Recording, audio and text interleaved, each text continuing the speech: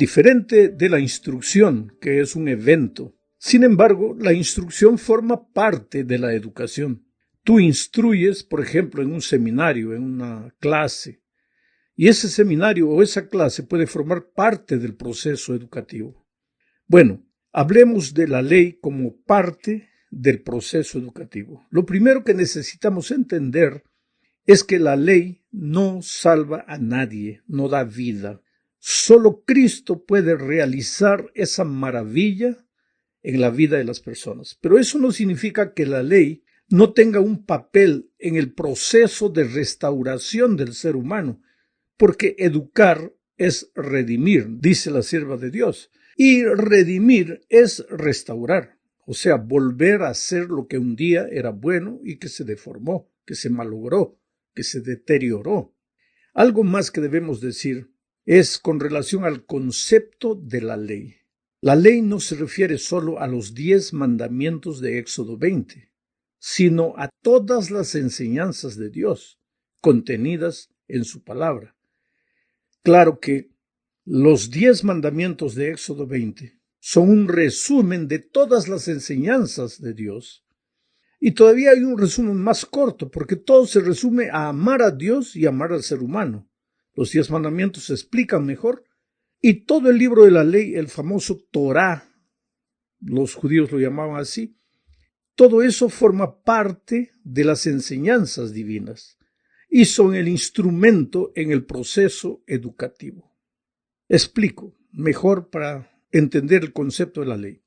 En el Salmo 119, por ejemplo, el Salmo 119 es el más largo de la Biblia, tiene 176 versículos, está dividido en 22 estrofas. Cada estrofa es una bella pieza de poesía hebrea. En las grandes universidades, cuando se estudia literatura antigua, se estudia el Salmo 119. Es un acróstico, porque cada primera palabra de las líneas de la primera estrofa empieza con la letra A del alfabeto hebreo. Cada primera palabra de la segunda estrofa empieza con la letra B, C y así. El alfabeto hebreo tiene 22 letras y el Salmo 119 tiene 22 estrofas. Es una pieza poética extraordinaria. Ahora, en el Salmo 119 se usa 8 nomenclaturas para referirse a la ley de Dios, las enseñanzas de Dios, las palabras de Dios, los caminos de Dios, los consejos de Dios, los estatutos de Dios, los preceptos de Dios, todo eso para referirse justamente al concepto de la ley, las enseñanzas, las instrucciones divinas, que son la herramienta divina en el proceso educativo del ser humano. Dicho todo esto, a modo de introducción, veamos ahora lo que sucedió con Israel antes de entrar a la tierra de Canaán. Moisés se levantó delante del pueblo y advirtió lo que está registrado en Deuteronomio 31, versículos 9 al 12. Voy a ir leyendo y comentando. El texto dice así: y escribió Moisés esta ley. ¿Por qué escribió? Porque lo que habla generalmente el viento se lo lleva. Lo que está escrito queda para las futuras generaciones. Y escribió Moisés esta ley y la dio a los sacerdotes, hijos de Leví, que llevaban el arca del pacto de Jehová, y a todos los ancianos de Israel. Vamos a parar aquí para comentar. Moisés escribió la ley, y vuelvo a repetir, no se refiere solo a los 10 mandamientos, sino a todas las instrucciones que había recibido de Dios, y le entregó a los sacerdotes, y después lo entregó a los ancianos de Israel. O sea, la misión educativa no es trabajo solo de los líderes religiosos. Para Israel no lo era. Era también para los ancianos, o sea, los jefes de las tribus de Israel. Era para los padres de familia. Quiere decir, la tarea educativa no puede ser como una pelota que es echada de aquí para allá. No, eso es responsabilidad de la escuela. No, eso es responsabilidad de la casa. No, todos tenemos que estar involucrados en la tarea de educar. Sigo leyendo, comienzo desde el principio. Y escribió Moisés esta ley y la dio a los sacerdotes, hijos de Leví, que llevaban el arca del pacto de Jehová, y a todos los ancianos de Israel. Y les mandó Moisés diciendo: al fin de cada 7 años, eso es para Israel. Lo que está queriendo decir el mensaje para nosotros es de tiempo en tiempo. Bueno, para Israel era al fin de cada 7 años, en el año de la remisión, en la fiesta de los tabernáculos, cuando viniere todo Israel a presentarse delante de Jehová tu Dios, en el lugar que él escogiere, leerás esta ley delante de todos a oído de ellos. Primero fue escribir, ahora es de tiempo en tiempo leerás esta ley delante de todo Israel, a oídos de ellos. Dice, harás congregar al pueblo, varones, mujeres, niños, tus extranjeros, los extranjeros que estuvieren en tus ciudades. Todo eso. La educación no se limita a un grupo de personas. Todos necesitamos ser educados, vuelvo a repetir, porque la educación es un proceso que tiene comienzo pero no tiene fin. O en esta tierra el fin es la muerte.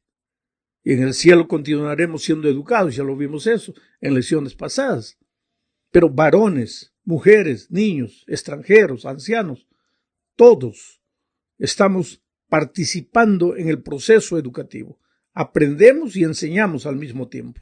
Dice, harás congregar al pueblo, varones y mujeres y niños, y tus extranjeros que estuvieren en tus ciudades, para que oigan, aprendan y teman a Jehová vuestro Dios, y cuiden de cumplir todas las palabras de esta ley.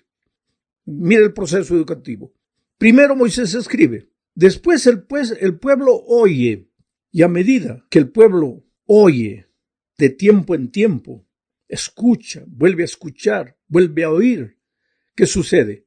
¿Aprenden a qué? A temer a Jehová vuestro Dios y cuiden, dice, de cumplir todas las palabras de esta ley. Mira todo lo que envuelve la educación. Moisés escribe, el pueblo oye, de tiempo en tiempo sigue oyendo, finalmente van aprendiendo ¿qué? A temer a Dios. ¿Y para qué? Para cumplir. Todo es un proceso. El temor de Dios no es miedo, sino que es el fruto del amor a Dios. Por eso Moisés dice, para que oigan, aprendan y teman a Dios. Y en Deuteronomio 6:5, Moisés declara, amarás a Jehová tu Dios de todo tu corazón y de toda tu alma y con todas tus fuerzas. O sea, la verdadera educación enseña a amar a Dios. ¿Para qué? Para andar en los caminos de Dios, para obedecer las instrucciones de Dios. Pero eso con todo el ser, con el corazón, con el alma, con las fuerzas. Por eso la educación cristiana es el desarrollo armonioso de las facultades físicas, mentales y espirituales del ser humano. Atiende al ser humano en su unidad completa. Ahora, solo cuando aprendemos a amar a Dios y a temerle, a andar en sus caminos, a obedecerle, entonces estaremos en condiciones de continuar avanzando en el proceso educativo. Un proceso educativo que tendrá sentido, no será vacío, hueco, no será solo teoría, sino que alcanzará al ser humano completo. En la segunda parte de este estudio hablaremos de la ley como un testigo contra nosotros. Mira, al aproximarse a la tierra prometida, Moisés dio al pueblo sus últimas recomendaciones. Y entre esas recomendaciones les dijo lo que está registrado en Deuteronomio, capítulo 31, 24 al 27. Leo. Y cuando acabó Moisés de escribir las palabras de esta ley en un libro, hasta concluirse, dio órdenes Moisés a los levitas que llevaban el arca del pacto de Jehová, diciendo, tomad este libro de la ley y ponedlo al lado del arca del pacto de Jehová vuestro Dios. Por esto es que digo que cuando hablamos de la ley en el proceso educativo, no estamos hablando solo de los 10 mandamientos, porque los 10 mandamientos estaban colocados dentro del arca del pacto. Pero aquí Moisés les da a los levitas el libro de la ley, todas las instrucciones que recibió de Dios, y los levitas tienen la orden de colocar todo ese libro al lado del arca del pacto, no dentro, porque dentro estaban los 10 mandamientos, que es el resumen de todas las instrucciones divinas. Y el texto sigue diciendo, y este libro esté allí por testigo contra ti, porque yo conozco tu rebelión y tu dura cerviz. He aquí que aún viviendo yo con vosotros hoy, sois rebeldes a Jehová, ¿cuánto más después que yo haya muerto? Ahora mi pregunta es, ¿en qué sentido la ley, las enseñanzas divinas, sus instrucciones, son un testigo contra nosotros? ¿En qué sentido? Pues en el sentido de mostrarnos el pecado, nuestro pecado, porque ¿cómo sabríamos lo que es pecado si la ley no existiera? Pablo aclara este punto al decir en Romanos 3, 19 al 23 lo siguiente. Pero sabemos que todo lo que la ley dice, lo dice a los que están bajo la ley. Entonces hay muchos cristianos que toman esta parte y dicen, bueno, pues los que están bajo la ley son los que guardan el sábado, son los que dicen que hay que seguir obedeciendo la ley, pero yo estoy bajo la gracia, yo ya no estoy bajo la ley. Pero si leemos el contexto, Pablo no está hablando de eso. ¿Quién está bajo la condenación de la ley, bajo el peso de la ley, bajo la ley? ¿Quién está? ¿El que obedece? No. Vamos a hablar solo de la ley de tránsito. Si tú respetas todas las leyes de tránsito, ¿tú estás bajo la ley? No. Tú estás feliz de la vida. ¿Quién es el que está bajo la condenación de la ley? ¿Quién es el que lleva multa? ¿A quién lo para la policía? No al obediente, sino al desobediente. Pero en ningún momento aquí se está diciendo que la ley ya no existe. Vuelvo a leer. Dice, pero sabemos que todo lo que la ley dice, lo dice a los que están bajo la ley. O sea, todos estamos obligados a cumplir la ley. Nadie está libre de la ley. ¿Y para qué la ley lo dice esto? Para que toda boca se cierre y todo el mundo quede bajo el juicio de Dios. Porque si un día vamos a ser juzgados por Dios, tendremos que ser juzgados a la norma, a la ley de una norma, a la luz de una norma, a la letra de una norma. ¿Y cuál es esa norma? La santa ley de Dios, las instrucciones divinas. Si no hay constitución, ¿cómo va a haber juicio? ¿Y cuál es la constitución divina? Los 10 eternos principios de su ley, explicados en todas las instrucciones divinas. Sigo leyendo. Ya que por las obras de la ley ningún ser humano será justificado delante de él. Aquí Pablo es claro. La ley no está ahí para justificar a nadie, ya que por las obras de la ley ningún ser humano será justificado delante de él, porque por medio de la ley es el conocimiento del pecado. La ley solo sirve para enseñarte lo que es pecado, porque ¿cómo sabrás que robar es pecado si la ley no dijera no robarás? ¿Y cómo sabrías que transgredir el sábado es pecado si la ley no dijera acuérdate del día de reposo para santificarlo?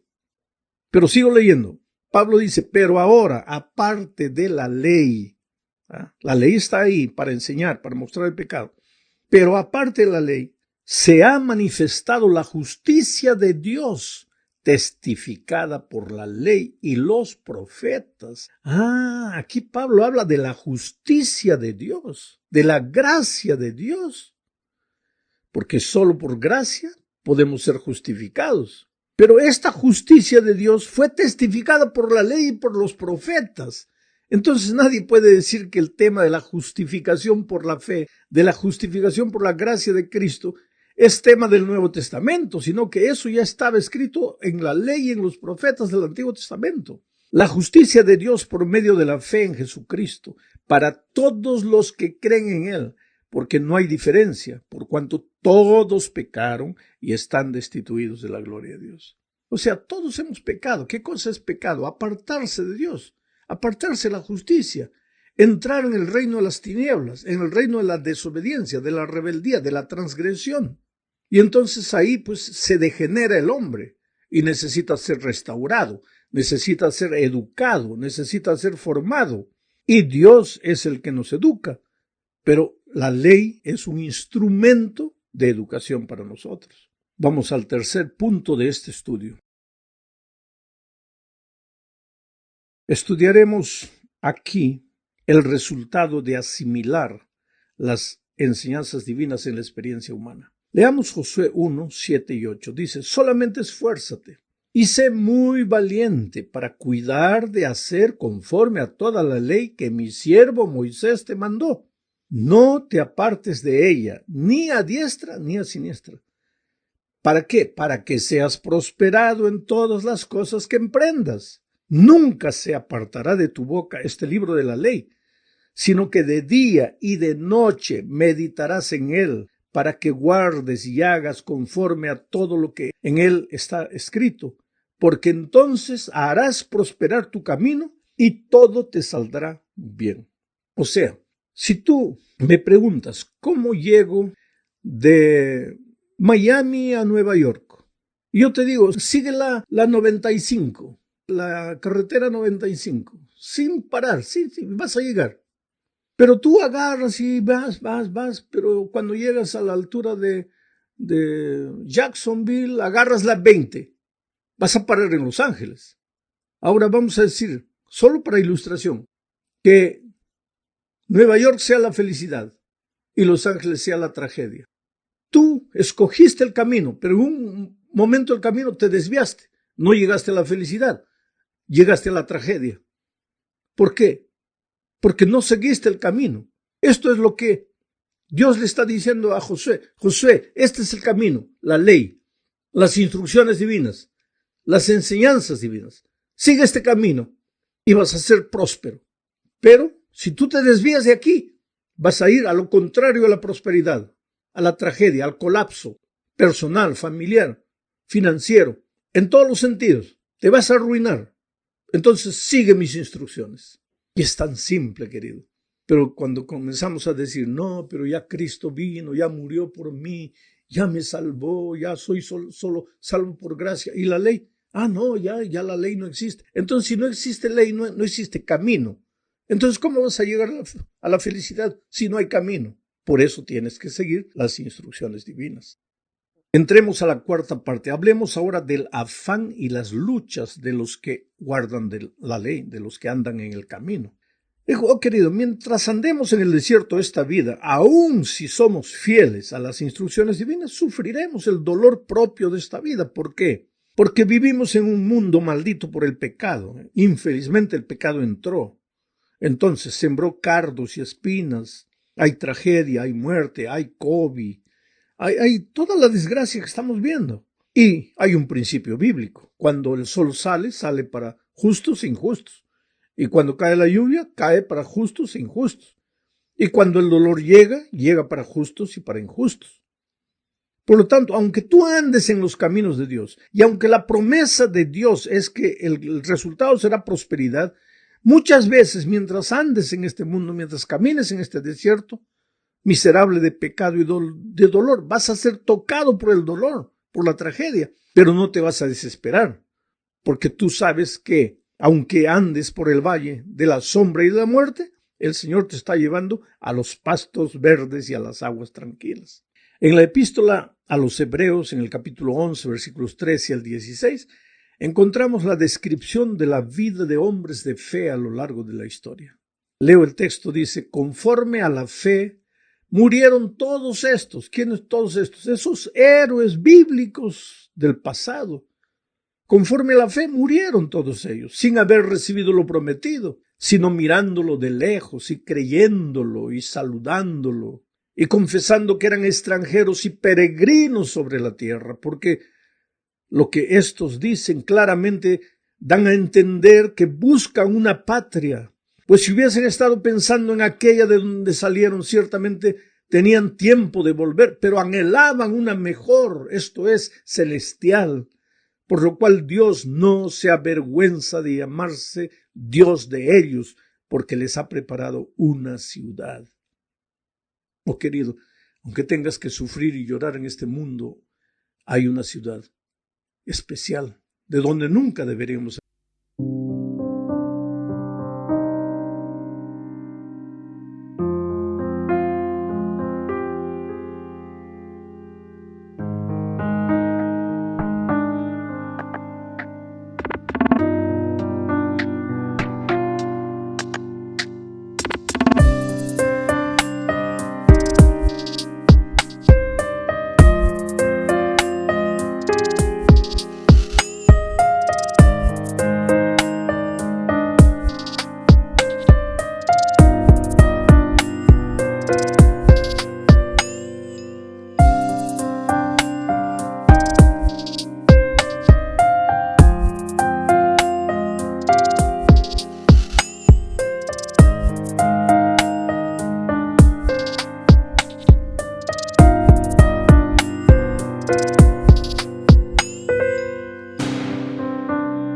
haber salido, pero a la que estamos retornando. ¿Y cuál es el camino para llegar? Pues las instrucciones divinas, la ley de Dios. Es por eso que en el proceso educativo, no solo en la iglesia, no solo en la escuela, no solo en el hogar, sino en todo instante, en el proceso educativo, el centro, la columna vertebral, deben ser las instrucciones divinas. Vuelvo a repetir algo que ya dije en una lección anterior. Nuestras escuelas no existen solo para enseñar matemáticas, español, inglés, portugués, geografía e historia. Debemos tener las mejores escuelas en eso, pero ese no es el objetivo, porque el objetivo de las escuelas cristianas es preparar al ser humano no solo para esta vida, no solo para ser un buen profesional, sino para la vida eterna. Y ahí entra el proceso educativo en las instrucciones divinas. Entonces, cuando el profesor de una escuela cristiana, adventista, enseña, además de enseñar la materia que enseña, tiene que